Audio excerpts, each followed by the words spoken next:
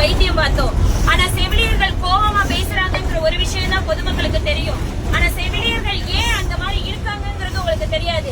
இதுவரையிலும் நாங்க 10-15 வருடங்களா வெறும் ஒப்பந்த செவிலியருக்கு வெறும் 15,000 18,000 சம்பளம் 7,000ல இருந்து உள்ள வந்து 18,000 வரையில இப்ப வாங்கிக்கிட்டு கிட்டத்தட்ட 15 வருஷமா வேலை பார்த்துக்கிட்டு இருக்கோம். பணி சுமை எங்களுக்கு எவ்வளவு இருக்குங்கிறது உங்களுக்கு தெரியாது. அதே மாதிரி இதை நீங்க வீடியோ எடுத்தாலும் ஓகே சரிங்களா. ஏன் இதை நான் பொதுமக்களாகி உங்கள்கிட்ட நான் இந்த இடத்துல இந்த பஸ்ல பேசுறேன்னா, கிட்டத்தட்ட 4 நாட்களாக போராடிக்கிட்டு இருக்கோம். 2000 செவிலியர்களுக்கு மேல எங்களுக்கு சென்னையில போராட்டம் நடத்திக்கிட்டு இருக்காங்க. இதுவரையிலும் எங்களோட சுகாதாரத்துறை அமைச்சர் நீங்க திமுக அரசு வந்து உள்ள வரும்போது 356 அடிப்படையில எங்களுக்கு வந்து இந்த ஒப்பந்த செவிலியர்களா இருக்கிற எல்லா, அதாவது எனக்கு அரசு ஊழியர்களை மட்டும் நான் பேசுற, செவிலியர்களுக்கும் அரசு ஊழியர் ஒப்பந்த அடிப்படையில யாரெல்லாம் இருந்தாங்களோ அவங்களை எல்லாம் நாங்க அங்க நிரந்தரப்படுத்துறோம் சொல்லிதான் அரசு வந்தது.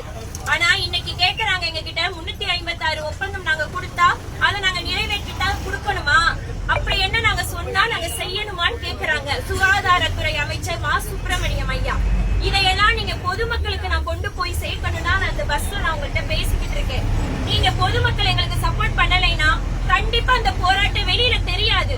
ரவும் பகலமா உங்களோட பிள்ளைங்க தான் நாங்க, உங்க மக, உங்க தங்கச்சி, உங்க பொண்ணு எல்லாருமே செவிலியரா இருப்பாங்க. கண்டிப்பா எல்லாருமே நடு ரோட்ல நேத்து நைட்டு 12 மணிக்கு கூடுவாஞ்சேரியில இருந்து நடந்தே பிள்ளைங்க கிளம்பாக்கம் வந்தாங்க. கிளம்பாக்கம் நைட்டு, அந்த நைட்டு இரவும் தூக்கமும் இல்லாம எதுவும் இல்லாம நாங்க போராடிட்டு இருக்கோம். ஆனா எந்த அளவுக்கு பொதுமக்களுக்கு ரீச் ஆயிருக்குங்கிறது தெரியல. தயவு செய்து இந்த இதுல இருக்கிறவங்க இதை நீங்க ரீச் பண்ணுங்க. எல்லா நியூஸ் சேனலும் இதை அமுக்க பாக்குறாங்க, வெளியில கொண்டு வர மாட்டேங்கிறாங்க. நாங்க கிட்டத்தட்ட எத்தனையோ வருடங்களா இருக்கோம். மருத்துவ கல்லூரி டிஸ்ட்ரிக்ட் ஓபன் மட்டும் பண்ணா பத்துமா? அதுல போட வேண்டிய செவிலியர்களை போட வேண்டாமா? இத கேட்டா 8000 செவிலியர்களை நாங்க உடனே எப்படி நாங்க நிரந்தரப்படுத்துவோம் எங்களையே திருப்பி கேள்வி கேட்கிறாங்க. அப்படி இருக்கும்போது நடமாடும் மருத்துவம் மட்டும் உருவாக்க முடியுது அல்லவா? உங்களுக்கு வந்து நோய் கொடுக்கறாங்கல்ல, அவங்க எல்லாம் ஸ்டாஃப் நர்ஸ் படிச்சிருக்காங்களான்னு எனக்கு தெரியாது.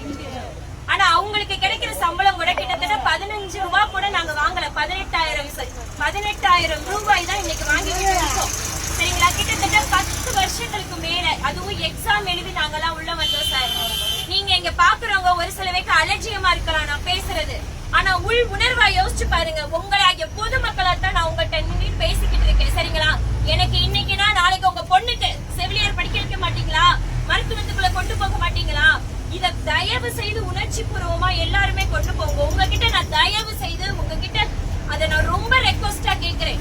இத நீங்க மக்களாகிய நீங்க எங்களுக்கு புரியாம, மக்கள் சொல்லாம இங்க எதுவுமே நடக்காது. மக்களுக்கு ஒவ்வொருத்தவங்களுமே போராட்ட களத்துல நின்றுதான் ஒவ்வொன்றும் கிடைக்குது. இத பொதுமக்கள் நீங்க ஸ்ப்ரெட் அவுட் பண்ணுங்க.